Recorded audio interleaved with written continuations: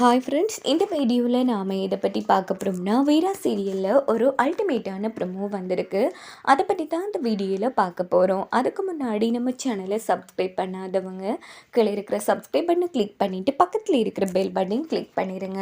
சரி, வாங்க வீடியோக்குள்ளே போகலாம். இங்கே பார்த்தோம்னா நம்ம கண்மணி என்ன யோசிக்கிறாங்கன்னா, இதை சாக்கா வச்சு எப்படியாச்சும் இந்த மாறனுக்கு ஒரு கல்யாணத்தை பண்ணி வச்சோன்னா ஈஸியாக மாறனோட லைஃப்பில் இருந்து நம்ம வீரா பிரிச்சிடலாங்கிற மாதிரி அந்த இடத்துல தந்திரமா யோசிக்கிறாங்க.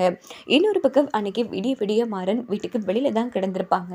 அப்ப நம்ம கண்மணி இங்க பாருங்க மாறன் உள்ள வாங்க அப்படின்னதும், இல்ல அண்ணே நான் உள்ள வந்தா அப்பா கத்துவாரு அப்படின்னு சொன்னதும், இங்க பாருங்க மாறன் அதான் நான் சொல்றேன்ல உள்ள வாங்க அப்படின்னதும் மாறனும் உள்ள வராங்க. ஏமா அவன் அப்படியே தொலைஞ்சு போகட்டுமேனு விட வேண்டியதானே, இப்போ எதுக்கு நீ உள்ள அழைச்சிட்டு வர அப்படின்னு நம்ம ராமச்சந்திரன் கேட்குறாங்க. இங்கே பாருங்க மாமா, நீங்களே மாறின கெட்ட வழியில் அனுப்புறீங்களோன்னு தோணுது அப்படின்னதும் ராமச்சந்திரன் அதிர்ச்சியாகிறாங்க. கண்மணி என்னம்மா சொல்கிறேன், நான் உங்கள் கூட கொஞ்சம் தனியாக பேசணும் அப்படின்னுட்டு தனியாக அழைச்சிட்டு பேசுகிறாங்க. அப்போ நம்ம வள்ளி இங்கால நம்ம கண்மணியோட அத்தையெல்லாம் வராங்க.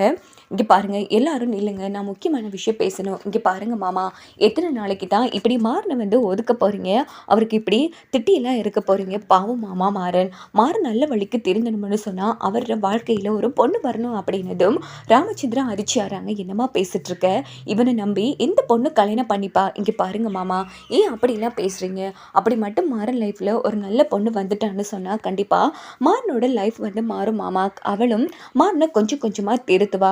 மாறன் மாறுவாருன்னு எனக்கு நம்பிக்கை இருக்கு மாமா. நம்ம நம்பிக்கை தான் இன்னொருத்தவங்களும் உயர்த்துன்னு சொல்லுவாங்க மாமா.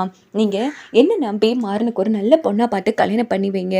கண்டிப்பாக மாறன் திருந்துவாரு அப்படிங்கிறது சேச்சே, அவன் திருந்த மாட்டாமா. வார பொண்ணே இடையில வேணான்னு விட்டுட்டு ஓடிடுவா அப்படின்னது. அண்ணே என்னென்ன பேசிட்டு இருக்க, ஏன் என் மருமகனுக்கு என்ன குறைச்சல்? இங்கே பாரவள்ளி, இந்த வீட்டிலேயே அவனுக்கு சப்போர்ட்டிவாக பேசுறது நீ ஒருத்தி மட்டும்தான். தயவு பண்ணி கொஞ்சம் அமைதியாக இருக்கியா அப்படின்னு ராமச்சந்திரன் வள்ளியை திட்டுறாங்க. எங்கே பார்த்தோன்னா நம்ம கண்மணி சரி மாமா நீங்கள் விடுங்க, மாறனுக்கு ஒரு நல்ல பொண்ணாக பார்த்து நான் கல்யாணம் பண்ணி வைக்கிறேன். அவரை ஒரு நல்ல மனுஷனாக மாற்ற வேண்டியது என்னோட பொறுப்பு மாமா.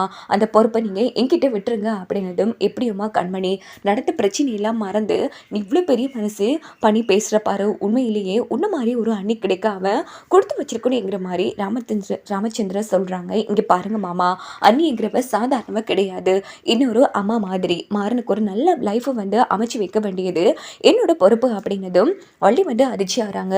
மாறன் காதலிக்கிறான்னு தெரிஞ்சுதான் இப்படி வேணும்னு பண்ணுறாலாம், ஒன்றும் புரியலையே அப்படின்னு வள்ளி யோசிக்கிறாங்க. அதுக்கப்புறமா மொட்டை மாடியில் ஏதோ காய போட்டுட்ருக்காங்க கண்மணி.